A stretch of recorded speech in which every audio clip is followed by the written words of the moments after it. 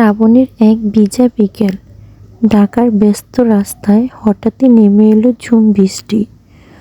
অরণ্য তার অফিস থেকে বেরিয়ে ছাতা খুঁজছিল, কিন্তু আজ ভুল করে ছাতাটা বাড়িতে রেখে এসেছে। ধানমন্ডির এক কফি শপের শেডের নিচে দাঁড়িয়ে সে বৃষ্টি থামার অপেক্ষা করছিল।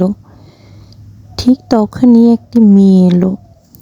নীল রঙের শাড়ি, হাতে পেঁচা একটা বই, লম্বা চুল থেকে টপ টপ করে পানি ঝরছিল। চোখে কাজল ধুয়ে গিয়ে হালকা দাগ পড়েছে, কিন্তু তাতেই যেন এক অদ্ভুত মায়া। মেয়েটির নাম মেঘলা। একটু জায়গা দিবেন? মেঘলার কণ্ঠে বিব্রত হাসি। অরণ্য সরে দাঁড়ালো। অবশ্যই। বই ভিজে গেল তো। মেঘলা বইটার দিকে তাকালো, তারপর মৃদু হেসে বলল, রবীন্দ্রনাথ। উনি বৃষ্টি ভালোবাসতেন। বইটিও নিশ্চয়ই কিছু মনে করবে না। অরণ্য অবাক হয়ে তাকিয়ে রইল। এমন সুন্দর উত্তর সে জীবনও শোনেনি। কফির কাপে গল্প। বৃষ্টি নামছিল না।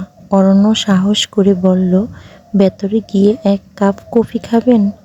মেঘলা এক মুহূর্তে ভাবল, তারপর মাথা নাড়ল। কফি শপের কোণার টেবিলে দুজনই বসল। জানালার কাছের বৃষ্টির ফোঁটা নাচছিল।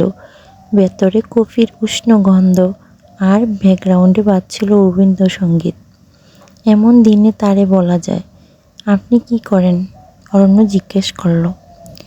আমি একটা প্রকাশনা সংস্থায় কাজ করি, বই সম্পাদনা করি।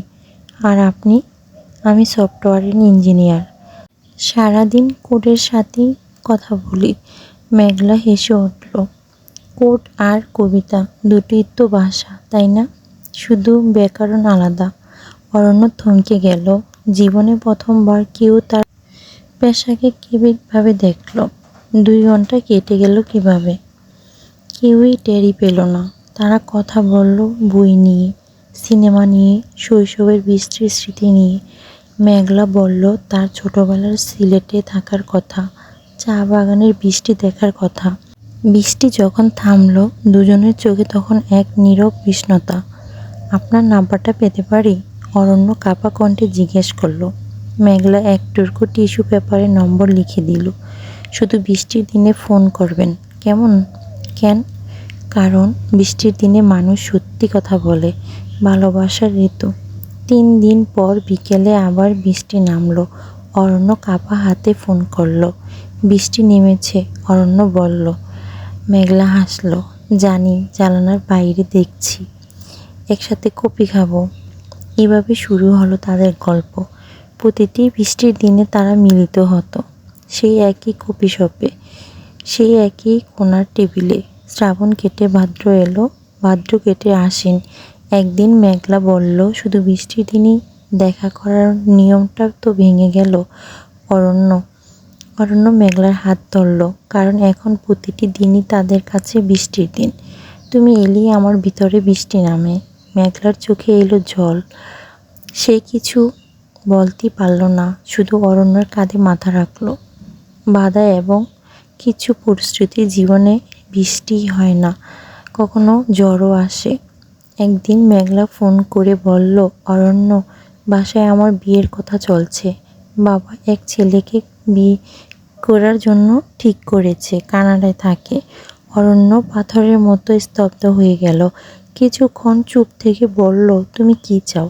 মেঘলা, আমি তোমাকে চাই, কিন্তু বাবাকে কিভাবে বোঝাবো? আজ রাতেই আমি তোমাদের বাসায় আসছি। সেই সন্ধ্যায় অরণ্য মেঘলাদের বাসায় গেল। মেঘলার বাবার কঠোর চেহারার একজন মানুষ। প্রথমে তিনি কথাই বলতে চাইলেন না, কিন্তু অরণ্য ধৈর্য হারাল না। আঙ্কেল, আমি ওকে ভালোবাসি। আমার একটা ভালো চাকরি আছে, নিজের ফ্ল্যাট আছে, কিন্তু এসবের চেয়ে বড় কথা, আমি ওকে সুখী রাখতে পারবো। আমাকে একটা সুযোগ দিন। মেঘলার মা রান্নাঘর থেকে সব শুনছিলেন। তিনি এসে স্বামীর পাশে বসলেন। শুনুন, মেয়ের চোখে আজ যে আলো দেখেছি, সেটা কানাডার ছেলের কথাই ছিল না। মেঘলার বাবা দীর্ঘশ্বাস ফেললেন, জানালার বাইরে তাকিয়ে রইলেন। তারপর বললেন, বৃষ্টি নামছে আবার। সত্যি? বৃষ্টি, বাইরে টিপ টিপ করে বৃষ্টি নামতে শুরু করেছিল। তিনি অরণ্যের দিকে তাকিয়ে বললেন, আমার মেয়েটা বৃষ্টি খুব ভালোবাসে, তুমি ওকে বৃষ্টির মতোই আগলে রাখো বাবা। অরণ্যর চোখে জল এলো। মেঘলা দরজার পাশে দাঁড়িয়ে কাঁদছিল আনন্দে।